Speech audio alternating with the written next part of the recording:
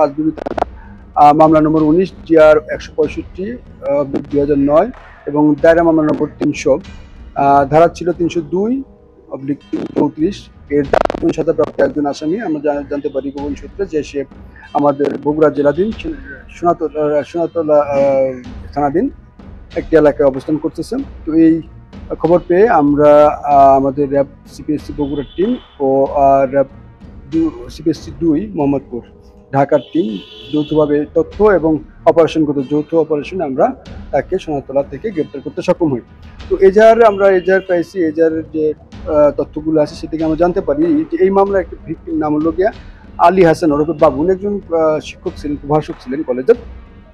তো উনি এই শিক্ষকতার পাশাপাশি একটা স্টক ব্যবসাও করতেন। তো আজ থেকে প্রায় 15 বছর আগে 2009 সালের 18 জুন উনি ব্যবসায়িক কাজ শেষ করেন বাসায় ফিরতেছিলেন। তো ওখানে একটা ব্রিজ আছে কাঁকড়া ব্রিজ। কাঁকড়া ব্রিজে আগে থেকে ওতপেতে কিছু লোক দুষ্কৃতিকারীরা ছিল, তাদের পুরো পরিকল্পনা ছিল যে এখান থেকে যদি কোনো কেউ হুন্ডা নিয়ে যায় তাহলে আমরা রশি দিয়ে আটকে, ওই যে রশি দুই পাশে রশি আটকে ফেলে রোডের দিয়ে ওই গলায় লেগে কিন্তু পড়ে যায়, পড়ে গেলে পরে তারা ওর কাছে যা যা থাকে সেগুলো নিয়ে যায়।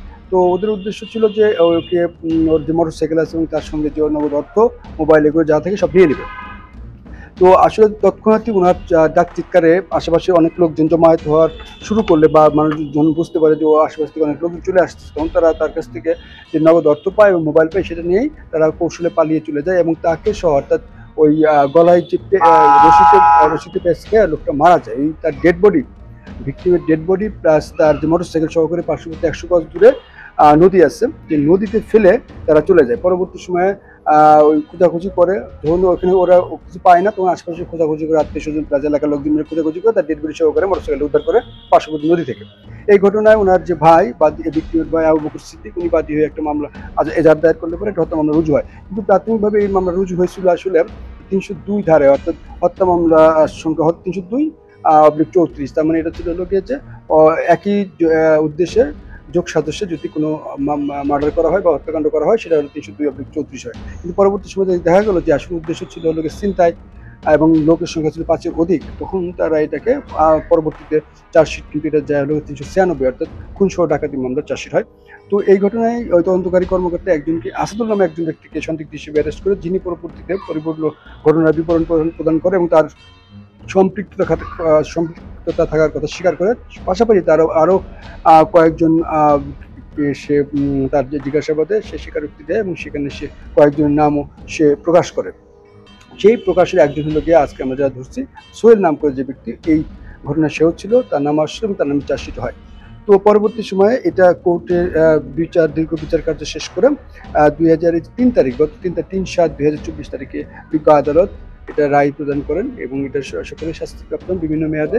আর আজকে যে ধৃত আসামি সোহেল ও যাবজ্জীবন কারাদণ্ডের রায় বিজ্ঞ আদালত প্রকাশ করেন।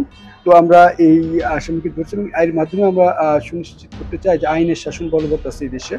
আর যাই করুক না কেন সে হয়তো মনে করতে পারে দীর্ঘ দিন পরে সে হয়তো মামলা থেকে খালাস পেয়ে যাবে, অথবা মামলার যদি রায় হয়ে যায় সেই রায় থেকে সে হয়তো নিজেকে বিভিন্নভাবে পালায় বা লুকায় সে বাঁচতে পারবে। কিন্তু আসলে আমাদের এই কার্যক্রমগুলোর অর্থ হলো এই জন্য মানুষের মনে যেন এটুকু ধারণা জন্মে যে যাই করুক তার যেন একটা সে বিচার কার্য শেষ করে তার যে রায় হবে সেই রায় যেন মানে দেশে যেন বলবৎ থাকে এবং তারা যেন এটা যেন দৃষ্টান্ত স্থাপিত হয় যে কেউ আইনের ঊর্ধ্বে না, সবসময় আইনের শাসন এদেশে চলছে, থাকবে।